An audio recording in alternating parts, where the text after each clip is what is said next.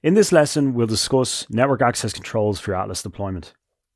Network access control is an important consideration, as when you're using a database, your data is traveling across the network constantly.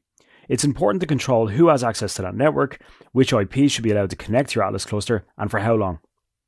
You can also set up a VPC peering connection to make your Atlas deployment look and act as part of your cloud provider network. And we'll also look at how does Atlas defend you from a distributed denial of service attack, or DDoS attack. Thankfully, Atlas makes it easy to configure where entities can connect to your Atlas deployment from and for how long. On the left in the Atlas UI, under Network Access, you can see that this is the IP whitelist. If we click this green button, we're given the option to add an IP.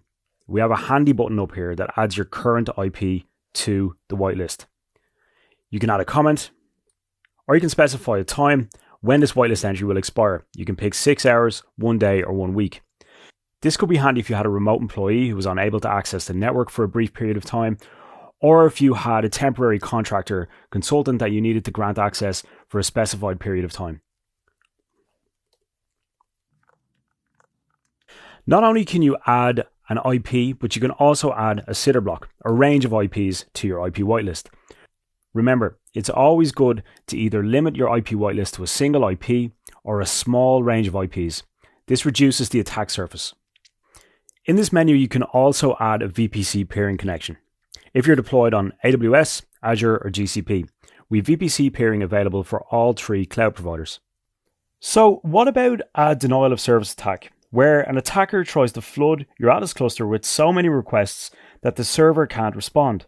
Traffic between database nodes and customer VPCs using cross-region VPC peering never traverse the public internet, thereby reducing threat vectors such as common exploits and DDoS attacks, while also removing the operational overhead of maintaining custom network configurations.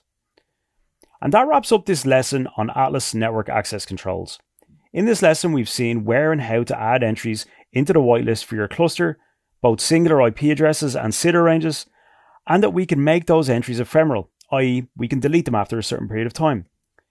We've also seen how to enable VPC peering if you're deployed in AWS, Azure, and GCP. We're going to go into that in more detail in another lesson. And lastly, we learned how Atlas leverages the underlying cloud provider's DDoS countermeasures to keep your data accessible.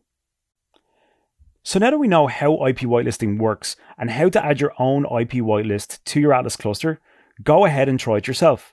You can use the steps in this video for reference or the documentation link we provided below.